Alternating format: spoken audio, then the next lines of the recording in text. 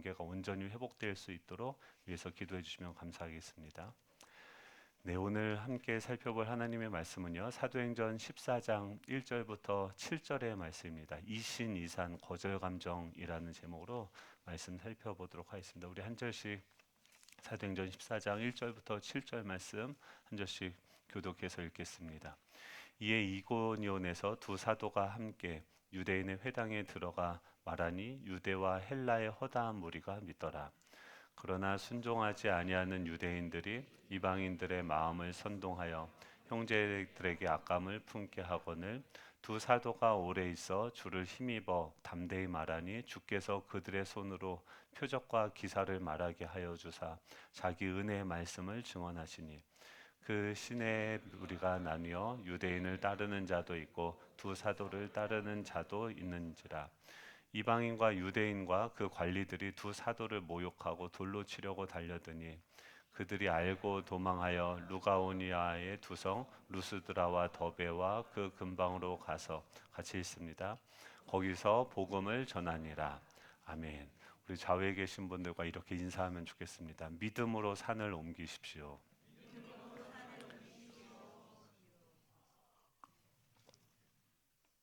네, 산을 좋아하십니까? 네, 오늘 등산하시는 분들도 있는데 비 오는데 어떻게 하실지.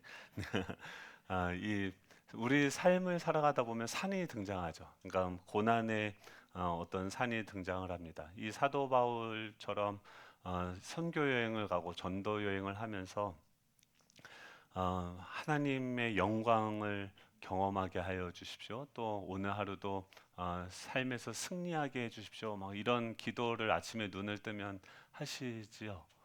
예, 그런 차원의 전쟁을 우리가 하죠.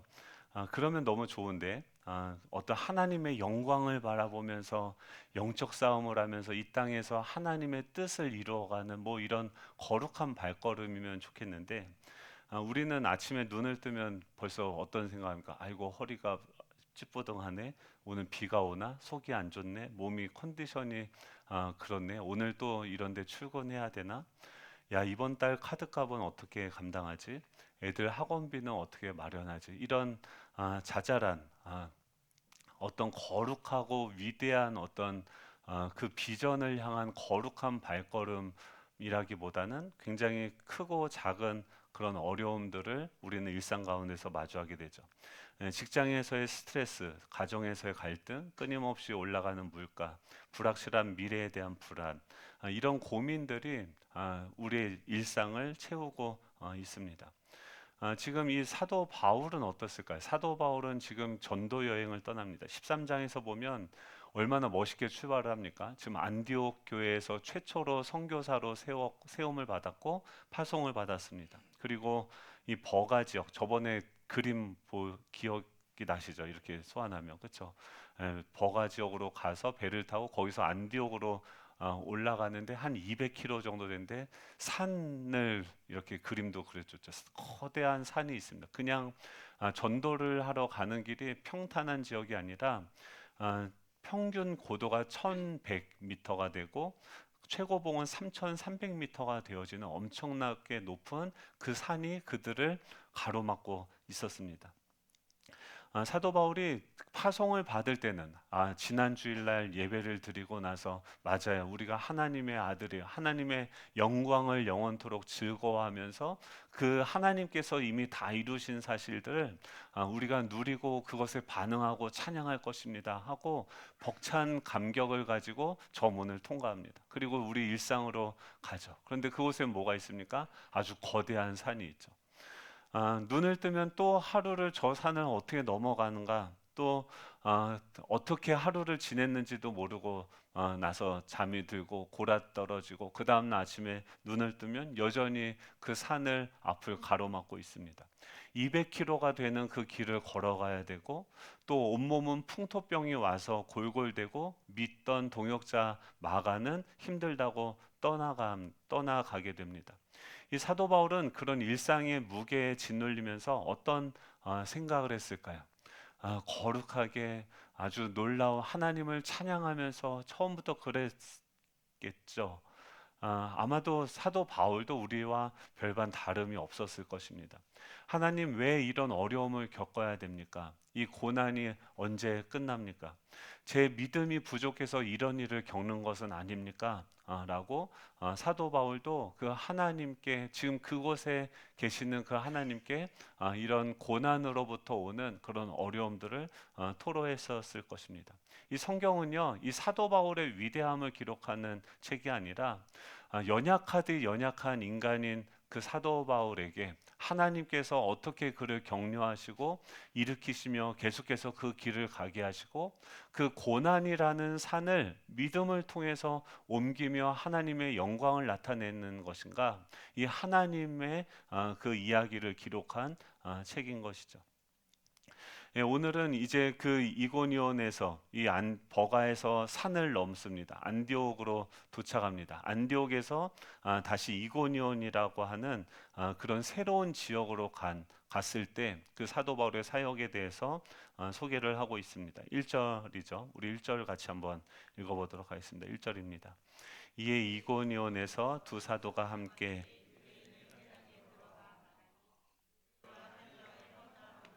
믿더라. 아멘. 지금 거기 가서도 사도 바울은 매번 패턴이 비슷합니다. 유대인들이 10명 이상 모이면은 회당을 구성하게 되어지는데 거기에는 유대인들이 그래도 소수지만 존재했다라고 하는 것이죠.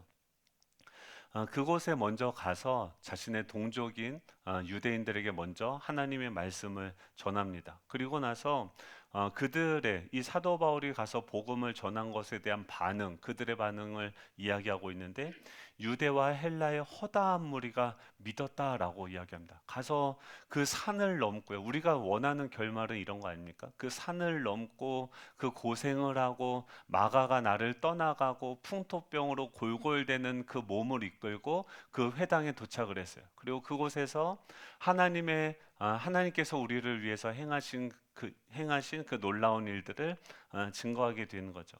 근데 그때 어떤 일이 일어납니까? 허다한 무리가 믿었다라고 이야기합니다.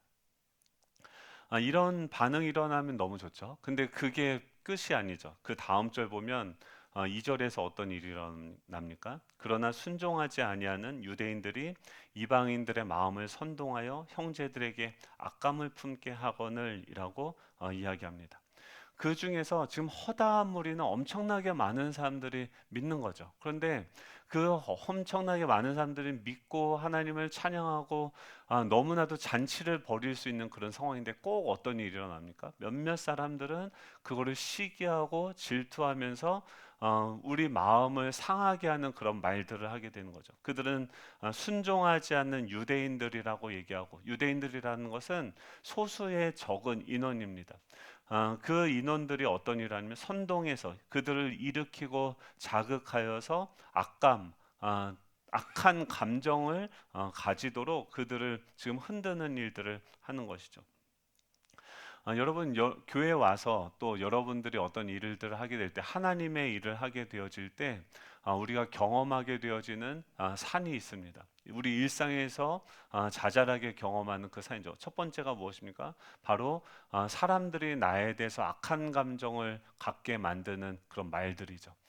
그 말로 인하여서 우리가 경험하게 하는 그런 거절 감정이라는 것입니다. 오늘은 이 거절 감정, 이 이신이산 믿음으로 산을 옮기는데 첫 번째 옮겨야 되는 그 산이 무엇이냐면, 오늘 사실은 14장 전체 다 하려고 하다가 도저히 이러다가는 끝이 안 나겠다 싶어가지고 하나씩 나눠서 하려고 합니다. 첫 번째는 무엇이냐면 거절 감정입니다. 여러분 우리가 신앙생활하면서 거절 감정을 느낄 수가 있습니다. 거절 감정은 무엇입니까? 사람들이 나에게 나를 좋아하지 않고 받아들이지 않고 오히려 더 나아가서 악한 감정을 갖게 되어지는 것이죠. 이런 일이 일어날 수 있을까요, 없을까요? 사람들이 나에게 대해서 좋지 않은 마음을 가질 수 있습니까, 없습니까? 있어요. 그렇죠. 그게 당연한 거죠. 예, 모든 사람이 저를 좋아할 수 있을까요? 그게 불가능한 거죠. 이렇게 우리가 잘 압니다. 근데 현실에서 어떻습니까? 현실에서 나를 좋아하지 않는 사람이 생길 수도 있고, 또 나에 대해서 부정적으로 바라보는 사람들이 나타날 수도 있는데, 우리는 그것을 어떻게 생각합니까? 불편해합니다. 왜냐하면은 그 방금 전에도 뭐가 진리인지는 알았어요. 모든 사람이 나를 좋아할 수 없다.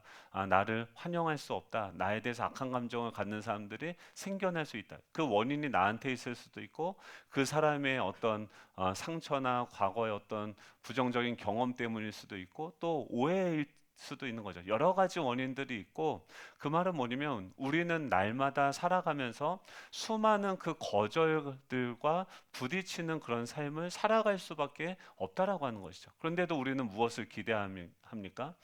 오늘 하루 하나님께서 나의 삶을 인도하면 내 삶은 평탄하고 모든 사람들이 나를 환영해주고 모든 일들이 술술술술 다 풀릴 거야 라고 생각을 하게 되어지는 것이죠. 지금 바울은 어떻습니까?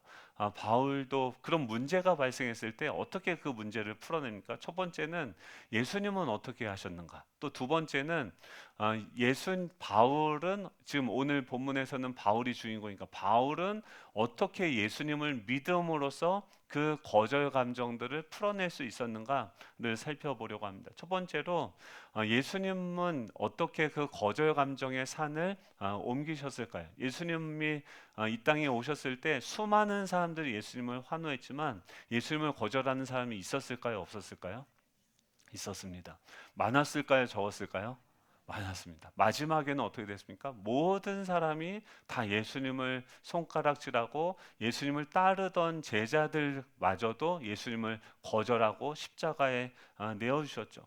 근데 예수님께서는 뭐라고 말씀하시냐면 누가복음 6장 26절에 보면 모든 사람이 너희를 칭찬하면 화가 있도다. 아예 전혀 다르게 얘기를 하십니다. 오히려 우리는 뭘 기대하냐면 모든 사람들이 나를 칭찬하기를 원하는데 모든 사람들이 나를 인정해주고 칭찬해주는 것이 옳고 그것이 맞다라고 생각하는데 지금 예수님의 말은 그것을 정면으로 부인하고 있습니다. 뭐라고 얘기하냐면 모든 사람이 너희를 칭찬하면 화가 있도다. 그들의 조상들이 거짓 선지자들에게 이와 같이 하였느니라라고 이야기하죠. 거짓 선지자들은 목적이 무엇이냐면 그 사람들을 즐겁게 하고 사람들을 좋게 하는 거죠. 결국 하나님의 종이 아니라 사람들의 종이 되어지는 거죠. 모든 사람들이 나를 칭찬하고 인정하고 받아준다고 하는 것은 무엇입니까? 내가 없고 모든 사람들의 그 기호와 입맛에 따라서 내가 말하고 움직이는 그런 존재가 되어졌다. 이게 어떤 것입니까? 화가 있는 것이죠. 예수님은 오히려 그 사람들의 어떠함에 반응한 것이 아니라 하나님께서 나를 자녀로 삼아 주시고 나를 보내 주셨다고 하는 그 하나님의 부르심과 인도하심에 반응하면서 하나님께서 아침에도 그렇죠. 이 사람들이 다 나를 왕으로 삼으려고 하는데 예수님 우리한테 말씀을 더 가르쳐 주십시오라고 이야기하는데 아침에 기도하면서 갑자기 다른 마을로 가자. 예수님은 지금 그 사람들이 어떠한지 거기에 따라서 움직이시는 것이 아니라 하나님께서 나에게 말씀하시는 대로 그것을 따라서 순종하는 방식으로 나아가셨죠. 그렇다면 진리는 무엇입니까? 모든 사람들이 나를 좋아할 수 없습니다. 그것이 진리입니다. 그리고 그런데 그것을 우리가 불편해하는 이유는 무엇일까요? 이 지점에서 또 우리가 한번 살펴봐야 되는 거죠. 우리 안에는 어떤 마음들이 있냐면 이것은 하나님께로부터 오는 마음이 아니라 모든 사람들이 나를 좋아하기를 바라는 그런 마음, 모든 사람들이 나의 이야기를 들어야 되는 마음은 어떤 것일까요? 그것은 팀 켈러가 그러더라고요. 통제의 우상이 우리 안에 있다는 거예요. 여러분 아이들한테 뭔가를 말을 했을 때 아이들이 말을 들어야 됩니까? 말아야 됩니까? 들어야 되는 건 우리의 바람인데 근데 아이들은 그 말을 항상 듣습니까? 안 듣습니까? 들을 때도 있고 안 들을 때도 있고. 그럼 들을 때도 있고 안 들을 때도 있지요. 그렇죠? 그래도 되지요. 거절할 수도 있지요. 하나님을 생각해 보세요. 하나님이 우리에게 말씀하시고 우리는 그 하나님을 감히 거절했습니다. 그런데 그것을 가지고 바로 오셔가지고 번개로 치고 우리를 막 너 어디서 감히 내 말을 이러십니까? 아니시죠. 끝까지 기다리시면서 우리에게 계속해서 하나님이 어떤 분이신지를, 그의 선하심과 아름다우심을 끝까지 기다려 주시면서 우리에게 말씀하시고 자발적으로 돌아오기를 기다리고 있는 거죠.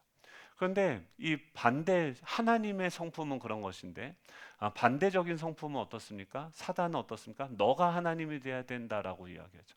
내 뜻을 다 모든 사람들이 다 받아들여야 되고, 모든 사람들이 나를 환영해야 되고, 내가 말을 하면 그것대로 모든 것이 다 착착착착 사람들이 다 움직여서 그것이 그대로 이루어져야 된다라고 생각하는 것은 하나님께로부터 오는 것입니까? 아니면 사단에게서부터 오는 것입니까? 바로 사단에게서부터 오는 거죠. 내가 하나님이 되고 모든 것이 내 통제 아래 있어야 된다라고 하는 그 생각이 지금 무엇을 불편하게 만듭니까? 사람들이 나를 거절할 수도 있는데 예수님은 그게 불편하지 않아요. 오히려 당연하다라고 생각합니다. 왜냐하면 그들이 여전히 그 사단의 종노릇하고 있고, 그들의 인지와 그들의 감정과 그들의 의지가 고장났기 때문에 그들이 바로 나를 좋아할 수 없다라는 것을 아셨어요. 그렇지만 주님은 그런 그들을 향해서 때를 얻든지 못 얻든지 그들을 변함없이 사랑하시는 그 하나님의 성품에 기인하여서 그들을 대하시고 그들에게 사역을 하신 거죠. 그런데 우리는 어떻게 합니까? 사람들이 나를 싫어할 때 어떻습니까? 내 안에 그것이 불편한 감정은 어떤 다른 것으로부터 오는 것이 아니라 내 안에 있는 그 통제의 욕구, 내 안에 통제의 신이라고 하는 그 우상으로부터 기인한다라고 하는 것이죠. 바울은 어떻게 합니까? 바울은 그런 상황이 되어졌을 때 지금 어떻게 반응한가? 지금 2절에 보면 순종하지 아니하는 유대인들이 이방인의 마음을 선동해서 형제들에게 악감을 품게 했어요. 지금 한번 생각해 보세요. 고의로 사람들이 나에 대해서 안 좋은 얘기를 하고 사람들을 야, 너 저 사람아 뭔지 몰라서 그래. 저 사람이 지금 앞에서는 저렇게 얘기하는 것 같지만 뒤에서 속닥속닥 하면서 이 사도 바울에 대해서 악감을 품도록 만드는 사람들이 보입니다. 여러분 그럴 때 어떻게 하시겠습니까? 그냥 저 인간이 하면서 가만히 두지 않고 가서 몽둥이를 들고 가서 그 주둥아리를 어떻게 해야 되지 않겠습니까? 그 이빨을 다 이렇게 뽑으면 그건 법에 걸리니까 뭐 아무튼 어떤 조치를 취해야 되지 않겠습니까? 그런데 지금 사도 바울은 어떻게 합니까? 3절이죠. 3절 보면은 같이 읽겠습니다. 시작. 두 사도가 오래 있어 주를 힘입어 담대히 말하니 주께서 그들의 손으로 표적과 기사를 행하게 하여 주사 자기의 은혜의 말씀을 증언하시니. 지금 사도 바울은 여기 보면 세 개의 단어가 있는데 오래 있었다라고 얘기해요. 오래는 뭐냐면 꽤 충분한 시간들을 지금 보내고 머물렀다. 지금 그 사람들이 악감을 품고 선동하고 악감을 품게 하는 그 반대하는 거절하는 것에 바로 반응하는 것이 아니라 지금 사도 바울은 어떻게 하면 오래 있었다라고 얘기합니다. 오래 있어서 오랫동안 시간을 두고 그곳에서 머무르면서, 두 번째는 뭐라고 얘기하냐면 충분히 꽤 긴 시간을 머무르면서, 두 번째는 이 주를 힘입었다라고 이야기합니다. 여기서 힘입는 것을 어떻게 주님께 힘을 입을까요? 지금 원어로 보면 지금 의지하였다, 기초하였다라고 하는 것이 이 힘입어라는 단어의 의미입니다. 그리고 무엇을 힘입습니까? 주를 힘입었다. 즉, 좀 전에 제가 말씀하신 것처럼 예수님은 어떻게 이럴 때 반응하셨는가를 그곳에서 바로 거절하는 그 사람들에 대해서 바로 반응한 것이 아니라 그곳에서 오래 시간을 두고 머무르면서 주를 힘입는 거예요. 주님을 힘입었다는 것은 지금 주님께서는 어떻게 그런 상황이 되었을 때 행하셨는가를 생각하고 그분에 의지하고 그분을 기초했다라고 하는 것이죠. 그래서 예수님은 지금 이런 상황에서 어떻게 하셨는가를 생각하고 그것에 반응하는 시간들을 충분히 가졌다라고 하는 것이죠. 그리고 나서 어떻게 하면 담대히 말하였다라고 이야기하는데, 담대히 말하였다는 것은 굉장히 자유로워져서 편하게 말을 했다라고 하는 것입니다. 우리한테도 그런 반응들이 있죠. 거절 감정들, 내가 듣기 불편, 우리의 연약함 때문에도 그렇죠. 진짜 힘든 게 뭡니까? 제가 어떤 분이 전화가 와가지고 이제 상담을 이제 요청을 하시는데, 그분이 너무 힘들다는 거예요. 자기가 미워하는 한 사람이 있는데 우리 교인이 아닙니다. 그 남편이 싫대요. 남편이 잘못을 했어요. 남편이 잘못을 했는데 그 남편은 안 믿는 사람이에요. 그래서 그 남편을 용서해야 되는데 솔직히 용서하기도 싫고 그 남편만 보면은 계속 의심이 가고 화가 난다는 거예요. 그래서 그런 마음들이 지금 자기 안에 계속 있으니까 자기가 죽을 것 같다는 거예요. 그래서 저한테 진짜 숨을 헐떡거리면서 전화가 오셨어요. 목사님, 저 좀 살려달라고. 그리고 기도를 해달라고. 기도를 해드렸더니 이제 마음은 이제 됐는데 전화를 안 끊으셔서 1시간 넘게 계속 막 아무튼 뭐 좀 그러셨나 봐요. 그래서 막 얘기를 듣는데 그분의 얘기를 가만히 들으면서 힘든 게 뭐냐면 남편은 당연히 믿고 용서를 못 하겠고 더 힘든 건 뭐냐면 그 남편을 용서하지 못하는 자신이 너무 힘든 거예요. 그러니까 자신이 여전히 찌질하고 예수님을 믿는다고 하는데 여전히 찌질한 것 같고 여전히 그 말씀대로 살지 못하는 것 같아서 너무 속상하고 힘들다. 그래서 막 미쳐버리겠다고 얘기를 하는 거예요. 그래서 제가 여러분 그렇게 전화를 받으면 뭐라고 말씀하시겠습니까? 네? 복음은 무엇입니까? 복음은요? 기쁜 소식이죠. 뭐가 기쁜 소식입니까? 네? 좀 크게 얘기해 보세요. 뭐라고요? 아무튼 그랬을 때 기쁜 소식이 뭡니까? 제가 그랬어요. 아, 제가 기쁜 소식을 알려드려요. 그랬더니 당신은 당신의 생각보다 훨씬 더 찌질한 분이십니다. 그러니까 왜 힘드냐면 착각하고 있는 거예요. 내가 착하다, 내가 괜찮은 사람이다, 내가 뭔가 저 사람보다 나은 사람이다라고 착각을 하고 있는 거죠. 그래서 이 복음이라고 하는 것은 그러니까 사도 바울이 지금 예수님 앞에 오랫동안 머무르면서 그를 힘입었다라고 하는 것은 지금 자신의 어떤 존재에 대해서 어떤 능력을 충전받고 이것이 아니라 자기가 어떤 존재인지를 명확하게 보게 되는 거죠. 여러분 그 사람들이 나를 반대하는데 여러분 그 모습이 누구의 모습이었습니까? 사도 바울의 모습이었죠. 누구보다도 더 강력하게 예수 믿는 사람들을 핍박하고 죽이려고 했던 그들의 모습, 자신을 거절하고 반대하고 그들이 아직 알지 못해서 나를 공격하고 있는 그 모습을 통해서 지금 주님께 나아가는데 주님을 통해서 우리는 뭘 보게 됩니까? 내 자신이 얼마나 죄인인지를 보게 되어지는 거죠. 근데 여러분, 그 내가 죄인이다라는 사실을 깨닫는 게 왜 복음입니까? 예, 그런 나를 주님께서 아시고 그 지금보다도 내가 훨씬 더 죄인이었고 훨씬 더 찌질하고 훨씬 더 못났었는데 그때 주님께서 나를 어떻게 하십니까? 로마서 5장 8절에 보면 우리가 아직 죄인 되었을 때 그리스도께서 우리를 위하여 죽으심으로 하나님께서 우리에 대한 자신의 사랑을 확증하셨느니라라고 이야기하는 것이죠.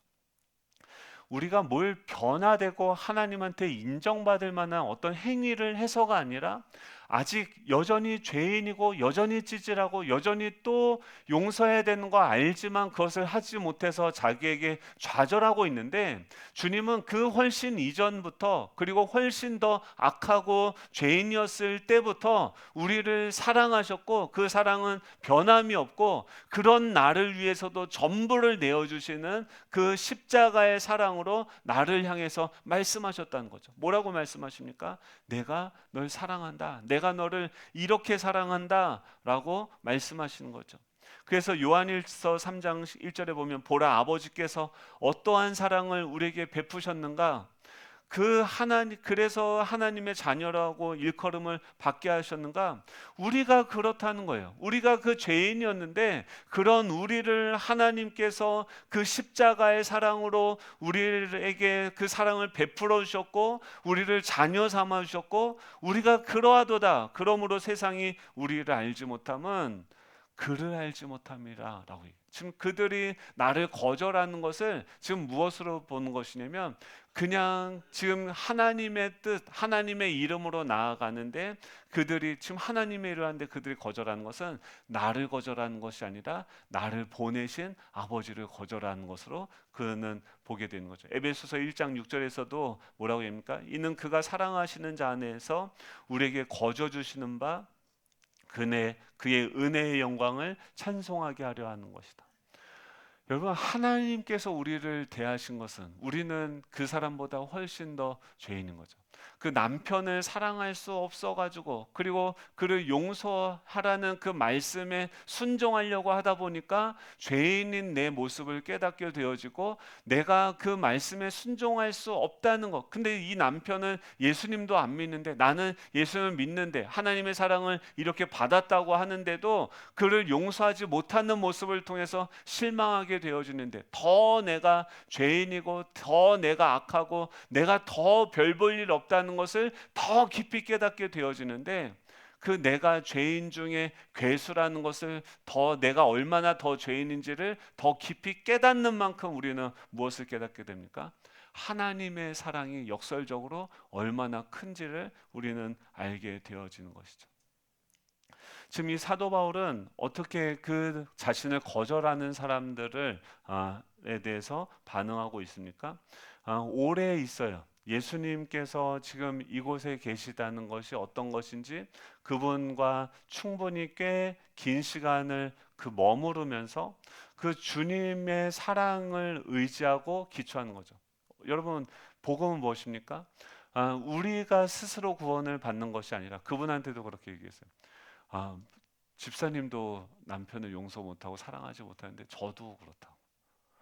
나도 똑같고 나도 연약하고 막 그분이 그러는 거 자기가 막 이렇게 될 때 막 너무 힘들어서 한 잔도 하고 싶고 뭐 막 그런 유혹들이 오는데 여러분 그러면 어떻게 합니까? 여러분 그럴 때 없으십니까? 저도 그럴 때가 있었어요. 저희 아버지가 저희 열심히 이제 신앙생활한다고 청년 때 막 열심히 이제 했어요. 청년부 회장도 하고 막 최선을 다해서 했어요. 근데 결과는 뭐냐면 우리 아버지가 중풍으로 쓰러지셨어요.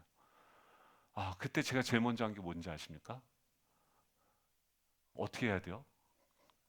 제가 바로 가게 가가지고 담배를 사가지고요. 담배를 한 6가지인가를 이렇게 한 번에 물고서 거기다 불을 붙여서 이렇게 하면서 하나님한테 완전 반항하는 거죠. 이거 아무도 모르는데 아무튼 그래서 네, 이렇게 했는데 더 슬픈 건 뭔지 아십니까? 여러분, 우리 안에 그렇게 하나님한테 기회만 되면 하나님한테 반항하면서 집어차버려 하고서 도망가고 싶은 마음이 우리 안에 있습니까? 없습니까? 있습니다. 저만 그런 것처럼 왜 다들 근데 그분이 그 얘기를 하는 거예요. 근데 제가 뭐라고 했냐면 한번 도망가 보세요.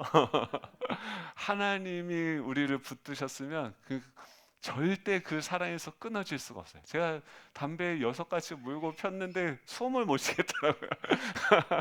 그래서 그걸 버리고 또 그런 적이 뭐 한두 번이겠습니까? 너무나도 많죠. 그리고 예전에 그 죄가 달콤한 줄 알고 그것을 기억나서 그곳으로 같이 가봤는데 죄를 짓는 게 더 힘들다라는 것을 깨닫게 됩니다. 이게 무엇이냐면 우리가 뭔가를 잘해서 지금 우리가 이렇게 변화되고 여기까지 온 것이 아니라는 거예요. 하나님께서 우리를 붙들고 계시고 지키고 계시고 우리를 끌고 가고 계셔서 우리는 계속해서 이 악한 본성이 우리를 하나님께서부터 멀어지게 하고 도망가게 만들려고 하는데 하나님은 그것을 뛰어넘는 능력으로서 우리를 날마다 구원하시고 하나님을 아는 그곳으로 우리를 이끌어 가신다라고 하는 것이죠. 이게 무엇입니까? 이게 복음입니다. 여러분, 우리는 날마다 그런 죄 가운데서 죄를 더 멀리서 바라보면서 즐거워하면서 하는 그 한 구석의 그런 마음들이 우리 안에 있는데 하나님께서는 이런 상황을 통해서 하나님과 핑계를 되고 멀어지려고 하는 이 상황을 통해서 하나님과 합력해서 선을 이루어 가시며 그런 나조차도 사랑하시고 용납하시고 변함없이 대하시는 그 하나님을 더 풍성히 알고 누리게 하신다라고 하는 거죠. 여러분 그 시간들을 보내고 이 바울은 그들에게 뭐라고 얘기하면 담대히 말한다라고 이야기합니다. 3절에 보면 두 사도가 오래 있어서 주를 힘입어 담대히 말하니. 여러분 지금 이 시간을 통해서 어떤 변화가 일어납니까? 그 안에 주어가 바뀝니다. 그 다음에 바로 담대히 말하니 그 다음부터 주어가 뭐냐면 주께 서예요. 두 사도가 오래 있어서 주를 힘입어 담대히 이제 담대해졌다는 건 뭐냐면 자유로워져서 계속해서 거기서 그들의 거절에 반응하는 것이 아니라 하나님의 말씀을 반응해서 계속해서 이게 내 안에서 흘러나가기 시작했을 때 그들의 거절 감정과 불편한 감정들로부터 우리가 자유해졌을 때 그때부터 뭐가 일어납니까? 우리 안에 십자가의 죽음과 부활이 경험되어지고 나서 그때부터 어떤 일이 일어나냐면 주께서 그들의 손으로 표적과 기사를 행하게 하여 주사 자기 은혜의 말씀을 증언하셨다라고 이야기합니다. 주님께서 이제는 바울의 손으로 바나바의 손으로 누가 주어요? 하나님께서 주어가 된 거예요. 결국 우리 안에 있는 이 씨름은 뭐가 되냐면 내가 주인이냐, 내가 통제하고 내가 모든 사람들에게 인정받고 내가 모든 것을 뭔가 해보려고 하는 그 시도들 때문에 우리가 결국은 불편하다가 결국은 하나님께서 그 마음을 바꾸시는 일을 지금 우리 가운데 행하시는 거죠. 그리고 결국 어떻게 합니까? 그 주님이 우리를 붙들고 그 주님이 우리를 통해서 일하시기 시작하는 거죠. 이런 은혜가 있기를 축복합니다.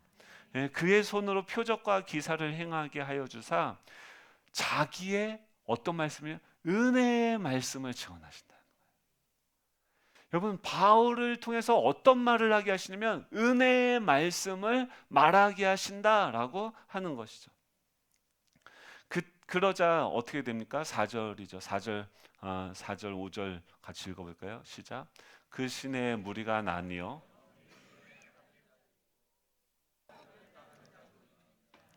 이방인과 유대인들과 두 사도를 모욕하여 돌로 치려고 달려드니 그들이 알고 도망하여 루가오니아의 두 성 루스드라와 더베와 그 근방으로 가서 거기서 복음을 전하니라.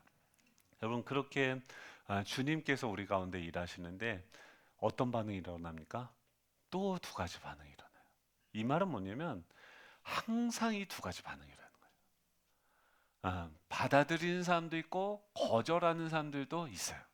근데 그 거절하는 사람들이 어떻게 됩니까? 더 심하게 거절하고 무리가 나뉘어서 유대인을 따르는 자들이 두 관리들과 합쳐서 두 사도를 모욕하고 돌로 치려고 달려든다라고 이야기합니다. 여러분 이렇게 은혜가 임하면은 또 우리는 또 뭘 기대합니까? 이제는 이렇게 은혜 받았고 은혜의 말씀을 전하니까 모든 게 다 내 뜻대로 되어질 것이다라고 생각하는데 상황은 결론은 어땠습니까? 맞아 죽을까 봐 도망갔어요. 여러분 하나님께서 인도하시는 일들은 우리의 생각과 늘상 다릅니다. 근데 그렇게 해서 맞을까봐 그것을 도망가서 다른 도시로 가서 거기서도 어떻게 됩니까? 복음을 전하게 되어져요. 우리가 예측하는 그 결과대로 어떤 일들이 이루어지지 않는다 하더라도 그것이 뭐예요? 거절이 일어난다 할지라도 우리는 무엇을 신뢰합니까? 그 거절을 넘어서서 일하시는 그 하나님을 신뢰할 수 있는 저와 여러분 되시기를 간절히 소망합니다. 예, 말씀을 정리하면 이 거절 감정이 나에게 찾아왔을 때 우리 정체성을 다시 한번 생각을 해보셔야 돼요. 요한일서 3장 1절에서 아까 얘기 뭐랍니까? 하나님이 나를 어떻게 사랑하셨는가? 저 사람들은 날 거절해요. 날 싫다고 해요. 나를 인정하지 않아요. 그런데 그 사람들이 나를 얼마나 사랑하는가? 뭐 그렇게 그 사람들이 꼭 나를 그렇게 사랑할 필요는 없잖아요. 아내만 날 사랑하면 되죠. 우리 애 그것도 힘들죠. 그렇죠? 그것도 힘들죠. 저는 항상 이렇게 욕먹을 짓을 하니까 그것도 힘든 거죠. 이것도 은혜입니다, 여러분. 근데 그것을 믿고 기대하는 것보다 그런 나를 끊임없이 사랑하시는 하나님의 사랑에 근거해야 되는 거죠. 그리고 하나님의 자녀 그리고 나서 세상이 우리를 알지 못하는, 저 사람이 지금 나를 알지 못하는 것은, 이 은혜의 말씀을 전하는데 알지 못하는 것은 하나님을 모르는구나. 안타까워하는 거죠. 로마서 8장 38절 39절이에요. 내가 확신하노니, 무엇을 확신합니까? 사망이나 생명이나 천사들이나 권세자들이나 현재일이나, 현재일이 뭐겠어요? 우리의 찌질한 일상이겠죠. 우리의 부족한 여러 가지 모습들이겠죠. 그 현재일이나 장래일, 뭐예요? 장래의 찌질함이겠죠. 장래의 넘어짐이겠죠. 장래의 연약함이겠죠. 그것들이나 능력이나 높음이나 깊음이나 다른 어떤 피조물이라도 우리를 우리 주 그리스도 예수 안에 있는 하나님의 사랑에서 끊을 수 없느니라. 여러분, 하나님께서 우리를 구원하셨다는 것은 우리를 자신의 소유로 삼으셨고 자녀로 삼으셨고 너는 내 것이다라고 말씀하셨습니다. 그분의 손이 우리를 붙들고 계시고 절대 그 손은 놓여지지 않습니다. 우리는 손을 놓을 수 있어요. 우리는 그냥 자포자기하는 것처럼 그냥 넘어질 수 있습니다. 하지만 주님의 손이 우리를 끌고 가실 줄 믿으시기 바랍니다. 또 그 거절을요, 지금 여러분 생각을 해보세요. 우리가 지금 뭐 하자는 거예요? 하나님의 일을 하자는 거예요. 하나님의 그 영혼들을 섬기고 살리는 일들을 하자는 거예요. 그리고 하나님이 지금 우리를 보내셔서 그 사명 때문에 그 일을 하는 것이지, 그 사람들이 좋으라고 하는 것이 아닙니다. 하나님께서 나를 부르셨고 그 일로 나를 보내셨기 때문에, 하나님께 때문에 그 일을 하는 것이기 때문에, 그 사람들의 거절 반응은 무엇으로 생각해야 되면, 나를 거절하는 것이 아니라 그들이 지금 이 하나님의 나라의 일을 거절하는구나 라고 생각하셔야 되는 거예요. 그래서 거절당했을 때 이것은 나에 대한 것이 아니라 복음에 대한 거절 반응이다라는 것을 자기 자신에게 말해줘야 돼요. 지금 저 사람이 거절하는 거, 지금 저 사람들이 수군대는 거, 내가 그러면 어떻게 해야 되지? 내가 여기서 더 하나님께 머무르면서 더 담대하게 하나님께서 나에게 주신 이 사명을 가지고 담대하게 그곳에 나아가지. 하나님이 움직여 주십시오. 하나님이 말씀해 주십시오. 하나님께서 친히 저 사람들의 눈을 열어 주십시오 라고 기도해야지. 하나님께 얘기해야지 라고 하는 것이죠. 마지막으로 세 번째 무엇이냐면, 이 성공의 정의가 무엇입니까? 결과가 아니라 순종으로 재정립을 해야 되는 거예요. 여러분, 우리는 자꾸 어떤 결과, 지금 여기서 해가지고 나타난 결과가 무엇입니까? 결국 그 이고니온에서 사람들에게 맞아 죽을까봐 도망간 거예요. 그럼 이 사역은 성공한 겁니까? 실패합니까? 성공한 거죠. 성공에 대한 정의가 뭐예요? 우리는 결과라고 생각하니까 실패했다고 생각합니다. 성공은 무엇입니까? 그 하나님께서 나를 통해서 그곳으로 인도하셨고 나는 거기서 뭐 했습니까? 거기서 복음을 전한 것입니다. 순종하며 사람들이 나를 거절하는데도 거기서 계속해서 그 복음을 전함으로써 하나님께 순종한 것이 성공인 줄 믿으시기 바랍니다. 여호수아서 1장 8절에 보면, 이 율법책을 내 입에서 떠나지 말게 하며 주야로 그것을 묵상하며 그 안에 기록된 대로 다 지켜 행하라. 그리하면 내 길이 평탄하게 될 것이며 내가 형통하리라 라고 이야기합니다. 형통은, 평강은 무엇이냐면, 이 상황이 어떤 결과로 주어지는 것이 아니라 그 모든 여정 과정에서 하나님이 나와 함께하고 계심을 경험하고 그분께 순종하는 것인 줄로 믿습니다. 여러분, 이 오늘 말씀을 정리하면 우리 앞에는 늘상 뭐가 있어요? 산이 나타나요. 이 산을 넘으면요 또 산이 나타나요. 그때 어떻게 해야 됩니까? 그 산에 반응하는 것이, 저 산 너무 힘들다. 언제쯤이면은 저 산을 이제 안 오를 수 있을까? 여러분, 그날이 옵니다. 주님이 우리를 데려가실 날이 옵니다. 기뻐하십시오. 근데 이 땅에서 우리가 여전히 생명을 가지고 살아간다고 한다면 계속해서 산은 등장할 거고, 여러분, 그 산을 옮기는 것은 무엇입니까? 믿음이에요. 어떤 믿음입니까? 지금 그곳에서 역사하고 계시는 하나님을 믿는 믿음입니다. 그 산보다 크시고 그 산 너머의 일들을 아시고 나의 치질함을 아시는 그 주님, 주어가 누굽니까? 그 주님께서 우리의 손을 통하여서 표적과 기사를 행하게 될 줄로 믿습니다. 그 산을 옮기시는, 산을 넘게 하시는 그 주님을 경험하는 저와 여러분 되시기를 간절히 소망합니다. 우리 다 같이 일어나셔서 찬양할 텐데요. 무명이어도 공허하지 않는 것은, 고난 중에도 견뎌낼 수 있는 것은 예수로 충만한 것입니다. 우리 함께 고백하면서 찬양하도록 하겠습니다.